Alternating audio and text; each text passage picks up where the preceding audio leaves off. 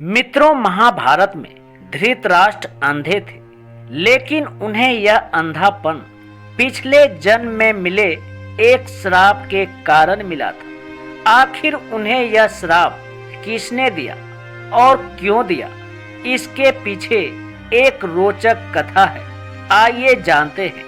मित्रों, कहा जाता है कि पूर्व जन्म में किए पाप के कारण धृतराष्ट्र जन्म से ही अंधे थे और उनके सभी पुत्र मारे गए।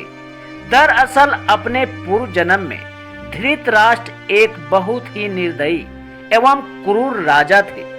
एक दिन जब वे अपने सैनिकों के साथ राज्य भ्रमण को निकले तो उनकी नजर एक तालाब में अपने बच्चों के साथ आराम करते हंस पर पड़ी।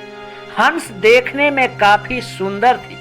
उन्हें हंस की सुंदरता बर्दाश्त नहीं हुई तो उन्होंने अपने सैनिकों को आदेश दिया कि उस हंस की आंखें निकाल ली जाए। सैनिकों ने राजा की आज्ञा का पालन करते हुए उस हंस की आंखें निकाल ली। इसके बाद वे अपने सैनिकों के साथ आगे बढ़ गए।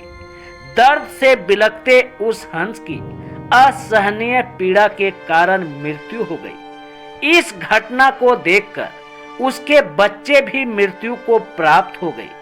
मरते वक्त हंस ने राजा को श्राप दिया था कि मेरी ही तरह तुम्हारी भी यही दुर्दशा होगी। इसी श्राप के कारण अगले जन्म में धृतराष्ट्र अंधा पैदा हुए तथा उनके सभी पुत्र उसी तरह मृत्यु को प्राप्त हुए जिस तरह हंस की।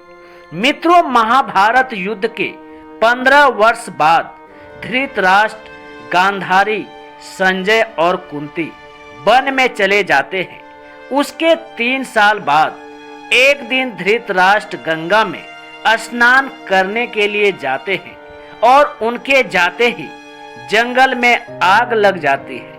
वे सभी धृतराष्ट्र के पास आते हैं। संजय उन सभी को जंगल से चलने के लिए कहते हैं, लेकिन दुर्बलता के कारण धृतराष्ट्र वहां से नहीं जा पाते हैं। गांधारी और कुंती उन्हें अकेले छोड़कर नहीं जाना चाहती है।